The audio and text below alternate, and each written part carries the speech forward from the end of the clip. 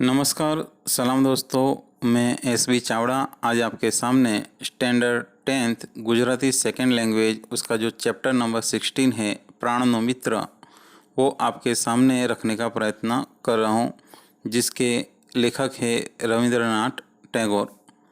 दोस्तों, इस लेसन को पढ़ने से पहले मेरी आपसे एक गुजारिश है कि अगर आपने मेरी इस चैनल को सब्सक्राइब न किया हो तो ज़रूर से कर देना। तो दोस्तों, अब हम इस लेसन के जो लेखक है रविंद्रनाथ टैगोर, उनका परिचय प्राप्त करने का प्रयत्न करेंगे। ચેપ્ટર નંબર 16 પ્રાણનો મિત્ર, જેના લેખકનું નામ છે રવિન્દ્રનાથ ટાગોર।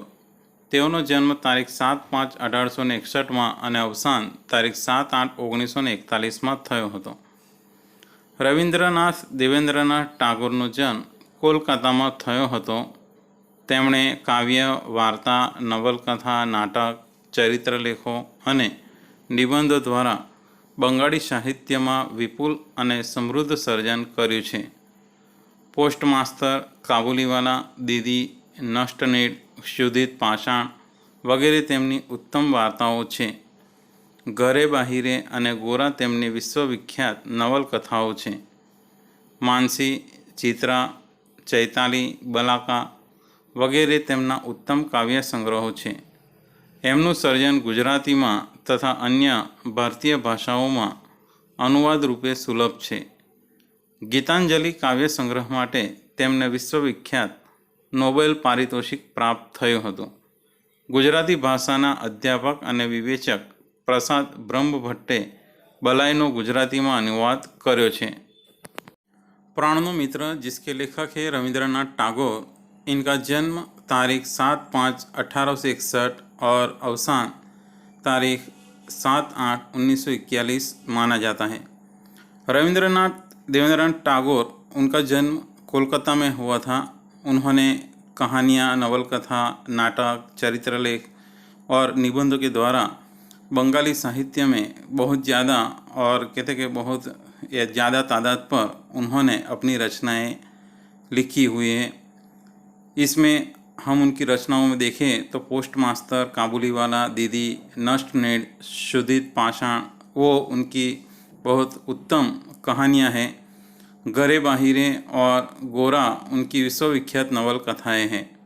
मानसी, चित्रा, चैताली, बलाका आदि उनकी उत्तम काव्य संग्रह है।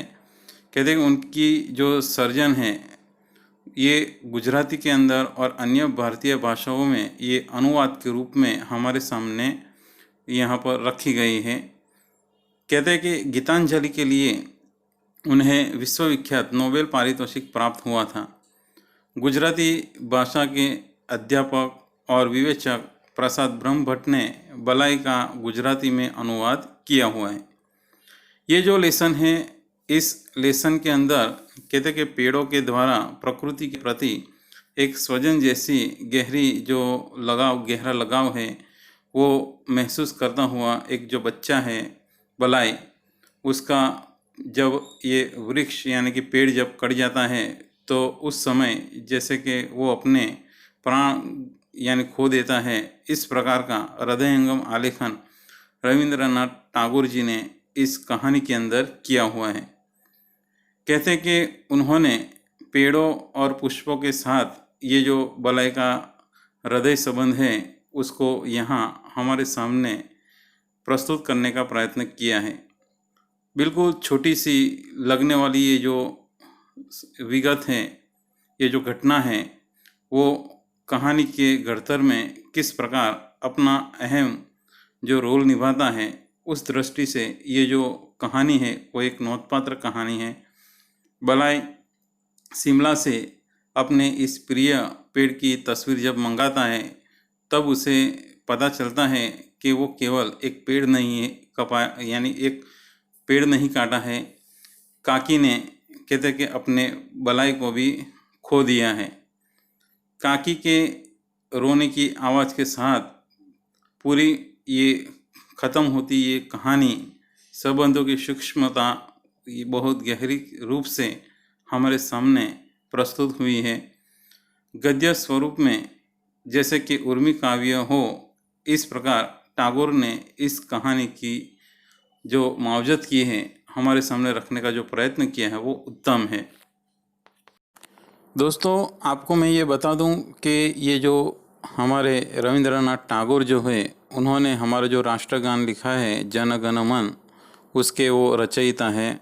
और कहते हैं कि उन्होंने बहुत ये जो फेमस ये जो कहानी है काबुली वाला, वो हिंदी में भी उनकी ये फेमस कहानी है। तो दोस्तों, अब हम इस लेसन को पढ़ने का प्रयत्न करेंगे। મૂળ સરોજ પ્રબળ બની ગયા છે। જમ જમ વરસાદ પડે છે, તેનું આખું શરીર જાણે વરસાદનો ધ્વનિ સાંભળે છે। આગાશીમાં સાંજનો તડકો પડ્યો છે, તેમાં એ ઉઘાડા ડીલે ફરે છે। સમસ્ત આકાશમાંથી જાણે કંઈક એકઠું કરી રહ્યો છે। તેને એકલા બેઠા બેઠા પોતાના મન સાથે વાતો કરવાની ઈચ્છા થાય છે। હું એકવાર એને પહાડ પર લઈ ગયો હતો। અમારા ઘર સામે લીલું ભરાવદાર ઘાસ પહાડના ઢોળાવ પરથી તળેટી સુધી પથરાયેલું હતું। એ જોઈને તેનું મન પ્રસન્ન થઈ ગયું હતું। એને મન તો ઘાસનો પૂંજ ઘાસની ગબડવાની રમત છે, બસ ગબડ્યા કરે છે એટલે તે પોતે પણ એ ઢોળાવ પર ગબડે છે। આખું શરીર ઘાસ ઘાસ થઈ જાય છે। ગબડતા ગબડતા ઘાસના તણખલામાંથી તેની ડોકમાં ગલીપચી થાય છે અને તે ખડખડાટ હસી પડે છે। यानी इस पैराग्राफ में रविंद्रनाथ टैगोर जी ये कहना चाहते हैं कि जो मूल स्वर जो है वही प्रबल बन गए हैं। कहते कि रिमझिम बारिश गिर रही है, कहते उसका जो शरीर है वो जैसे कि बारिश की ये जो ध्वनि सुनकर कहते कि ये आगाशी के अंदर यानी छत पर ये शाम की जो धूप पड़ रही है, उसमें वो खुले बदन घूम रहा है और समस्त आसमान से यानी पूरे आसमान से जैसे कि कंईक वो इकट्ठा कर रहा हो, वैसे वो अकेला बैठे बैठे अपने मन से वो बातें करने की उसकी इच्छा होती है। मैं एक बार उसे पहाड़ पर ले गया था। कहते कि हमारे घर के सामने ये जो हरा बरावदार जो घास जो है, वो पहाड़ के कहते कि वहाँ ऊपर से लेके नीचे तलहटी तक कहते कि वो फैला हुआ है। ये देखकर उसका जो मन है बहुत प्रसन्न हो जाता था। और उसके मन तो ये जो घास है वो सिर्फ ऐसे कि वहाँ गुलाटी लगाने की बस एक रमत है और वो गुलाटी लगाया करता है। और इसीलिए कहते हैं कि वो अपने आप को वहाँ से जो ढलान होती है वहाँ से वो गुलाटी लगाता रहता है और उसका जो पूरा बदन है उस पर घास लग जाता है। कहते हैं कि जब वो गुलाटी लगाता है तो घास के जो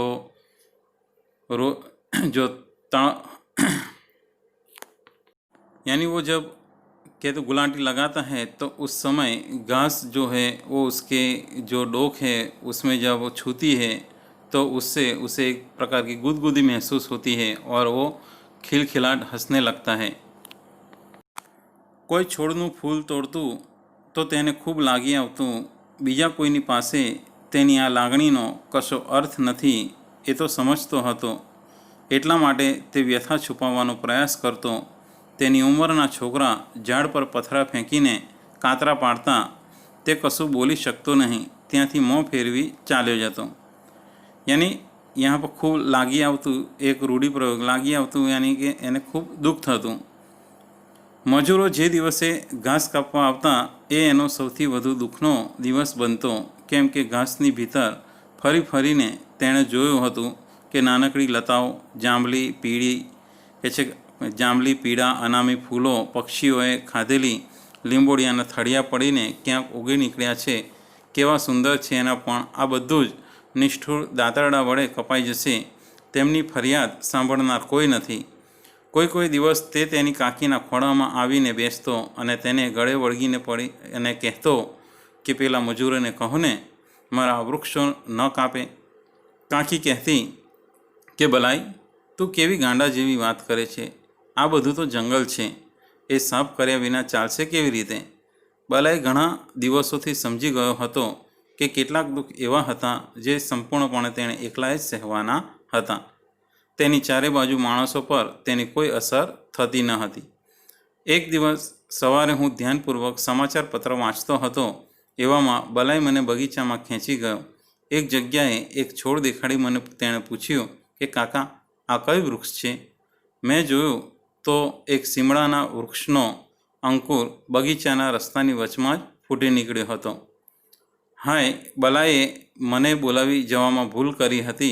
આનો પ્રથમ અંકુર જેવો ફૂટ્યો તેવો જ બલાઈની નજરે પડ્યો તે. कोई अगर ये जो फूल तोड़ता तो उसे बहुत दुख होता था.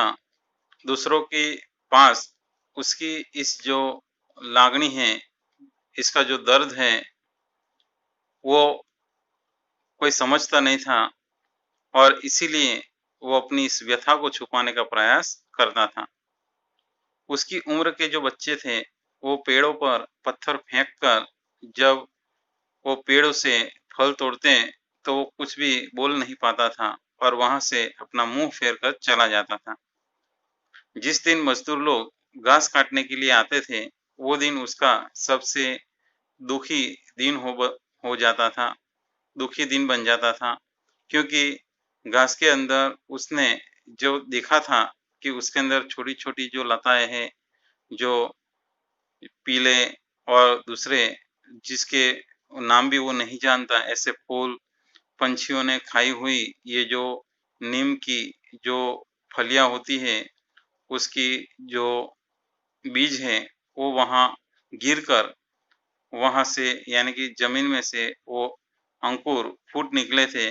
वो सब कहते हैं कि वो मजदूर लोग हैं, वो अपने जो हथियार से काट डालेंगे और इसीलिए कहते हैं कि उसकी जो उनकी जो फरियाद है वो सुनने वाला कोई नहीं था. किसी किसी दिन वो अपनी चाची के गोद में आकर बैठ जाता और उन्हें बड़े प्यार से कहता कि उन मजदूरों को कहो ना कि मेरे इन पेड़ों को न काटें. तो उसकी चाची कहती कि बलाई, तू कैसी पागल जैसी बातें कर रहा है, ये सब तो जंगल है और उसे अगर हम साफ नहीं करेंगे तो कैसे चलेगा. बलाई कई दिनों से समझता था, जो यानी वो अपने आप समझ गया था कि ये जो दुख है वो उसे खुद ही सहन करने हैं और इसीलिए कहते कि उसके आसपास के जो इंसान है उस पर उसकी जो बातों का कोई असर होता नहीं था. एक दिन सुबह जब मैं ध्यान से समाचार यानी कि अखबार पढ़ रहा था और ऐसे में बलाई ने मुझे बगीचे के अंदर ले गया और एक जगह पर एक जो छोटा सा पौधा दिखाकर मुझे उसने पूछा कि काका, ये कौन सा पेड़ है. तो मैंने देखा तो एक सीमुल का पेड़ था, जो उसका जो अंकुर है, जो भी जमीन के अंदर से छोटा सा पौधा उग निकला था. कहते कि वो बगीचे के रास्ते के बीच में ही निकला हुआ था. हाय, बलाई ने मुझे बुलाकर बहुत भूल कर दी और कहते कि जैसे ही इसका जो पहला जो अंकुर यहाँ से फूटा निकला जमीन में से और बलाई की नजर उस पर पड़ गई. પછી દરરોજ બલાઈ પોતાના હાથે તેને થોડું થોડું પાણી પાતો હતો અને સવાર સાંજ છોડ કેટલો વધ્યો તેની વ્યાકુળ બની તપાસ કરતો. સીમડાનું વૃક્ષ ઝડપથી ઉગે છે પણ બલાઈના ઉત્સાહને તે કેવી રીતે આંબી શકે. છોડ જ્યારે 2 હાથ ઊંચો થયો ત્યારે તેની પણ સમૃદ્ધિ જોઈ તે વિચારવા લાગ્યો કે આ કોઈ અદ્ભુત વૃક્ષ છે. બલાઈએ કલ્પેલું કે હું પણ આભો બની જઈશ. મેં કહ્યું, માળીને કહેવું પડશે, એને ઉખાડીને ફેંકી દેશે. બલાઈ ચમકી ઉઠ્યો. આ કેવી ભયાનક વાત. એ બોલ્યો કે ના કાકા, તમારા પગે પડું, તેને ઉખાડી નાખશો નહીં. મેં કહ્યું, તું શું બોલે છે, એનું તને ભાન નથી. એકદમ રસ્તાની વચ્ચોવચ્ચ ઉગ્યું છે, મોટું થતાં ચારે બાજુ ઘટા ફેલાવી પરેશાન કરી મૂકશે. મારી પાસે જ્યારે એનું કંઈ ઉપજ્યું નહીં ત્યારે એ નમાયો છોકરો તેની કાકી પાસે ગયો. તેના ખોળામાં બેસી તેના ગળે વળગી ધ્રુસકે ધ્રુસકે રડતા એ બોલ્યો કે કાકી, તમે કાકાને રોકો, કહો કે ઝાડ ન કાપે. તેણે યોગ્ય ઉપાય કર્યો હતો. તેની કાકીએ મને બોલાવીને કહ્યું કે અરે સાંભળો છો કે એનું ઝાડ રહેવા દેજો. રહેવા દીધું. હકીકતમાં બલાઈએ મને બતાવ્યું ન હોત તો સંભવતઃ મને તેનો ખ્યાલે ન આવત, પરંતુ હવે તે રોજ મારી આંખમાં આવતું. વરસ દહાડા તો ઝાડ નિર્લજની જેમ ખૂબ વધી ગયું. બલાઈને બધા વૃક્ષો કરતાં આ વૃક્ષ પર જ સૌથી વધુ લાગણી હતી. દરરોજ મને ઝાડ મૂળ જેવું લાગતું. ખોટી જગ્યાએ આવીને ઊભું હતું. એકદમ લાંબુ પહોળું થઈ ગયું હતું. જે જોતું એ વિચારતું, આ અહીં શા માટે? ફરી 2-4 વાર તેને મૃત્યુદંડ દેવાની દરખાસ્ત કરી. બલાઈને મેં લાલચ આપી कि एना बदला में हूँ तने गुलाबना केटला खूब सुंदर छोड़ लावी आपीश। यानी फिर तो हर रोज़ बलाई अपने हाथों से थोड़ा थोड़ा पानी उस छोड़ को पिलाता था। उस पौधे को पानी पिलाना उसका सुबह शाम का एक जो दिनचर्या उसकी बन गई थी और वो बड़ा व्याकुल होकर उसकी यानी देखरेख भी रखता था। कहते हैं कि वो सिमुल का जो पेड़ है वो जल्दी से बढ़ने लगा और कहते हैं कि दूसरी तरफ बलाई का उत्साह भी कहते हैं कि बढ़ने लगा। जब ये जो पेड़ है जब 2 हाथ बड़ा हुआ तो उस समय उसके पान देखकर वो सोचने लगता था कि ये कोई अद्भुत पेड़ है। कहते हैं कि बलाई की इस प्रकार कल्पना देखकर लेखक भी आश्चर्यचकित बन गए थे। मैंने कहा माली को कहना पड़ेगा कि वो उसको उखाड़ कर निकाल कर फेंक दे। बलाई कहते कि ये सुनकर वो चमक गया, वो हैरान परेशान हो गया कि ये कैसी भयानक बात की। वो बोला कि नहीं काका, नहीं चाचा, मैं आपके पैरों पे पड़ता हूँ, आप उसे निकालना मत। मैंने कहा तू क्या बोल रहा है, उसका तुझे भान नहीं है। और कहते कि ये तो एकदम रास्ते के बीचों बीच ये निकला हुआ है। कहते ये अगर बड़ा होगा तो चारों ओर अपनी घटा फैलाकर हमें परेशान कर रखेगा।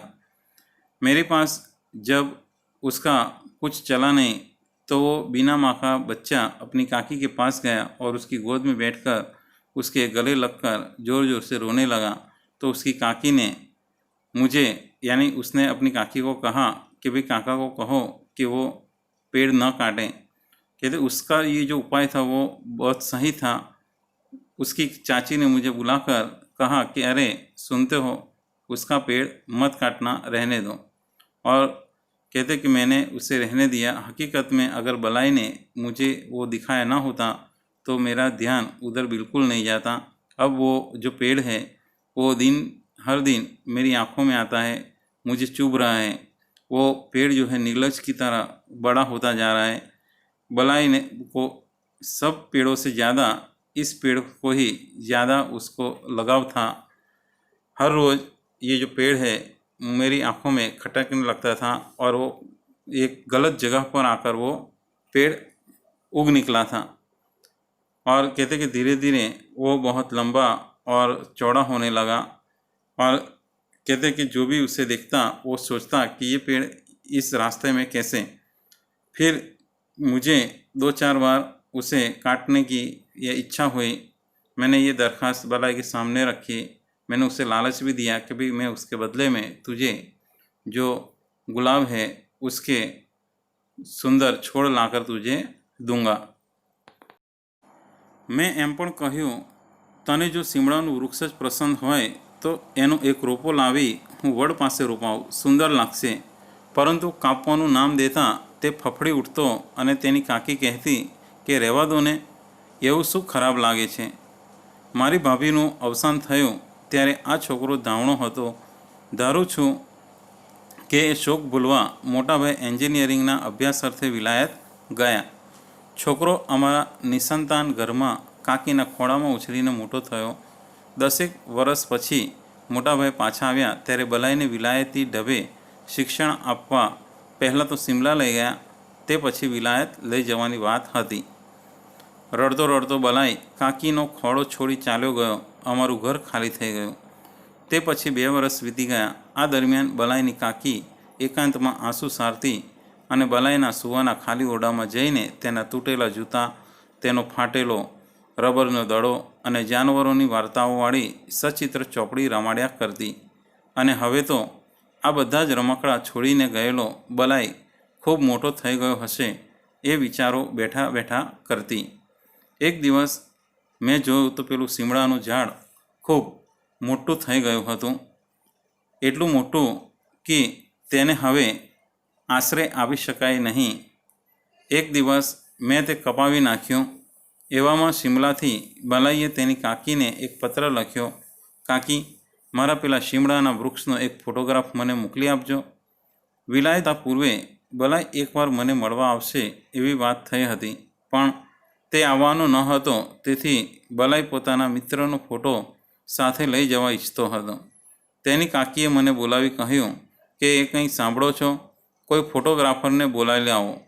મેં પૂછ્યું, શા માટે? બલાઈનો કાચા અક્ષરે લખેલો પત્ર તેણે મને વાંચવા આપ્યો. મેં કહ્યું, એ વૃક્ષ તો કપાઈ ગયું છે. मैंने ये कहा कि अगर तुझे सिमुर का अगर पेड़ चाहिए, वो पसंद है, तो मैं तुझे उसका एक और जो पौधा है वो लाकर मैं तुझे देता हूँ. तू उसे बरगद के पेड़ के पास लगा, सुंदर लगेगा. लेकिन ये काटने का नाम देते ही वो डर जाता था और अपनी काकी से जाकर कहता, और उसकी काकी कहती कि रहने दो, ये क्या आप ख़राब लग रहा है आपको? तो लेखक कहते हैं यहाँ पर कि मेरी जो भाभी है उनका जो अवसान हुआ तो उस समय ये जो बच्चा है बहुत छोटा था, और इसीलिए इसका जो शौक़ भुलाने के लिए जो बड़े भाई है वो इंजीनियरिंग की पढ़ाई करने के लिए विलायत गए, और ये जो बच्चा है ये हमारे निसंतान घर में अपनी काकी के गोद में बड़ा होकर, यानी वो बड़ा हुआ. 10 साल के बाद जब बड़े भाई वापस आए तो उस समय बलाई को विलायती धब से जो शिक्षा देने के लिए पहले तो वो उसे शिमला ले गए, फिर बाद में वहाँ से विलायत ले जाने की बात हुई थी. रोते हुए बलाई अपनी काकी की गोद छोड़कर चला गया और हमारा जो घर था वो खाली हो गया. उसके बाद 2 साल बीत गए. इस दौरान बलाई की जो काकी है वो एकांत में आंसू निकालती हुई, बहाते हुए अब बलाई के सोने के कक्ष में जाकर उसके टूटे फूटे, और ये टूटा फूटा जो बॉल है और जो जानवरों की कहानियों वाली जो सचित्र किताब थी उसे देखती रहती, और कहते कि अब तो ये सब खिलौने छोड़कर गया हुआ बलाई अब बहुत बड़ा हो गया होगा, उस विचार से वो वहाँ बैठा करती थी. एक दिन लेखक ने यानी कि यहाँ पर देखा तो वो जो सिमुर का जो पेड़ था वो बहुत बड़ा हो गया था. इसीलिए कहते कि मैंने अब उसे आश्रय न देने के रूप से उसे मैंने एक दिन कटवा डाला. ऐसे में शिमला से बलाई ने अपनी काकी के लिए एक पत्र भेजा. उसमें लिखा कि काकी, मेरा जो वो सिमुर का जो पेड़ है उसकी एक फ़ोटोग्राफ मुझे भेज दो. विलायत जाने से पहले बलाई एक बार मुझे मिलने ज़रूर आएगा, ऐसी बात हुई थी, लेकिन अब वो आने वाला नहीं था. इसीलिए बलाई ने अपने मित्र का जो फ़ोटो है वो अपने साथ ले जाने की उसकी इच्छा थी. उसकी काकी ने मुझे बुलाकर कहा कि आप सुनते हो, अगर कोई फ़ोटोग्राफ़र हो तो उसे बुलाकर लाओ. तो मैंने पूछा कि क्यों? तो बलाई का जो अपने हाथों से लिखा वो जो पत्र था वो पढ़ने के लिए दिया. तो मैंने कहा कि उस पेड़ को तो मैंने कटवा डाला, यानी वो कब से पेड़ कट गया है. બલાઈની કાકીએ 2 દિવસ અન્નનો દાણો મોંમાં નાખ્યો નહીં અને ઘણા દિવસ સુધી મારી સાથે વાત સુદ્ધા ન કરી. બલાઈના પિતા તેને તેના ખોળામાંથી લઈ ગયા તે જાણે તેની નસ કપાયા જેવું થયું હતું. અને તેના કાકાએ બલાઈનું પ્રિય વૃક્ષ સદાને માટે દૂર કર્યું, તેથી જાણે તેનો સમગ્ર સંસાર મિથ્યા બની ગયો અને તેના હૃદયમાં ફરીથી ઘા થયો. એ વૃક્ષ તેના બલાઈનું પ્રતિરૂપ, તેના પ્રાણનું मित्र. बलाई की काकी ने 2 दिन तक अन्न का दाना भी मुंह में नहीं रखा और कई दिन तक वो मेरे साथ बात भी नहीं की. बलाई के पिता ने उसे उसकी गोद से लेकर चले गए थे, इसीलिए उसे ऐसा लगा जैसे कि उसकी जो मुख्य जो नब्स है वो कट गई हो, ऐसा उसे महसूस होने लगा. और ऊपर से उसके काका ने ये जो बलाई का जो प्रिय पेड़ था उसको सदा के लिए उससे दूर कर दिया, और इसीलिए उसे ऐसा लगा कि जैसे पूरा संसार मिथ्या बन गया है, झूठ बन गया है, और इसीलिए उसके हृदय में फिर से यही घाव उत्पन्न हो गया. वो जो वृक्ष था, वो वृक्ष यानी कि पेड़ बलाई के प्रतिरूप था, यानी उसकी यादगिरी के रूप में वो निशानी थी, और वही उसका प्राण भरा यानी प्राण से भी ज़्यादा प्यारा वो मित्र था. तो इस प्रकार से यहाँ एक पेड़ के प्रति जो स्नेह है, जो प्रेम है, वो हमें यहाँ पर देखने को मिलता है. अब हम उसका स्वाध्याय देखेंगे. નીચેના પ્રશ્નો સાથે આપેલા વિકલ્પોમાંથી સાચો વિકલ્પ પસંદ કરી ખરાની નિશાની કરો. પહેલો પ્રશ્ન છે કે પ્રાણનો મિત્ર વાર્તા આપણને શેની માવજત માટે જાગૃત કરે છે? તો એનો જવાબ છે સી, પર્યાવરણની. બીજો પ્રશ્ન છે બલાઈને સૌથી વધુ આકર્ષણ કયા વૃક્ષનું હતું? તો એનો જવાબ છે સી, શીમડો. ત્રીજો પ્રશ્ન છે બલાઈને ઉછેરીને કોણે મોટો કર્યો હતો? તો એનો જવાબ છે સી, કાકીએ. નીચેના પ્રશ્નોના એક એક વાક્યમાં ઉત્તર લખો. પહેલો પ્રશ્ન છે કે છોકરાઓ ઝાડ પર પથ્થર ફેંકીને કાતરા પાડતા ત્યારે બલાઈની પ્રતિક્રિયા કેવી હતી? તો એનો જવાબ છે કે છોકરાઓ જ્યારે કહે છે કે વૃક્ષ પર यानी कि झाड़ पर જ્યારે પથ્થર ફેંકીને કાતરા પાડતા ત્યારે બલાઈ ત્યાંથી મોં ફેરવીને ચાલ્યો જતો. બીજો પ્રશ્ન છે મજૂરો ઘાસ કાપવા આવતા ત્યારે બલાઈને શી લાગણી થતી? તો એનો જવાબ છે કે મજૂરો ઘાસ કાપવા આવતા ત્યારે બલાઈ માટે એ સૌથી વધુ દુઃખનો દિવસ બનતો. નીચેના પ્રશ્નોના 2-3 વાક્યમાં ઉત્તર લખો. પહેલો પ્રશ્ન છે બલાઈની પ્રકૃતિ સાથે કેવી લાગણી છે? તો એનો જવાબ છે કે બલાઈને પ્રકૃતિ સાથે સ્વજન જેવી લાગણી છે. વૃક્ષો, પુષ્પો, લીલું ભરાવદાર ઘાસ જોઈને તેનું મન ખૂબ જ પ્રસન્ન થઈ જતું, અને જો તેમને કોઈ નુકસાન થતું તો એ જોઈને તેનું મન જે છે એ ખૂબ દુઃખ અનુભવતું. બીજો પ્રશ્ન છે મજૂરો ઘાસ કાપવા આવતા ત્યારે બલાઈ અને કાકી વચ્ચે શી વાત થતી? તો મજૂરો જ્યારે ઘાસ કાપવા માટે આવતા ત્યારે કહે છે કે બલાઈનો કે જે સૌથી વધુ દુઃખનો દિવસ બનતો હતો, અને કહે છે કે તે પોતાની કાકીને જઈને કહેતો કે કાકી કહો ને મજૂરોને કે ઘાસ ન કાપે, પેલા વૃક્ષોને ન કાપે. તો ત્યારે તેની કાકી કહેતી કે બલાઈ તું કેવી ગાંડા જેવી વાત કરે છે, આ બધું તો જંગલ છે, એ સાફ કર્યા વિના ચાલશે કેવી રીતે? નીચેના પ્રશ્નોના સવિસ્તાર ઉત્તર લખો. પહેલો પ્રશ્ન છે કે બલાઈનો પ્રકૃતિ પ્રેમ વર્ણવો. એનો જવાબ છે કે બલાઈને પ્રકૃતિ પ્રત્યે એક સ્વજન જેવી ઊંડી લાગણી હતી. કહે છે કે ડોળા ઉપરના ભરાવદાર ઘાસ જોઈને તેનું મન ખૂબ જ પ્રસન્ન થઈ જાય છે, અને તે કે છે ઘાસના પૂંજમાં તેને ગબડવાની મજા પડે છે.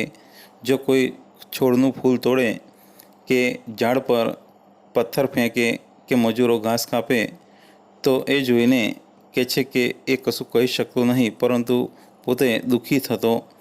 બગીચામાં સીમડાના વૃક્ષનો અંકુર ફૂટેલો જોઈને તે ખૂબ જ તેની માવજત કરે છે. તે તેને પોતાના હાથે દરરોજ થોડું થોડું પાણી પાય છે. તેની પણ સમૃદ્ધિ જોઈને કહે છે કે તે તેને અદ્ભુત વૃક્ષ લાગે છે અને તે તેનું પ્રિય વૃક્ષ બની જાય છે. વિલાયતી ઢબે શિક્ષણ લેવા તેના પિતા તેને શિમલા લઈ જાય છે.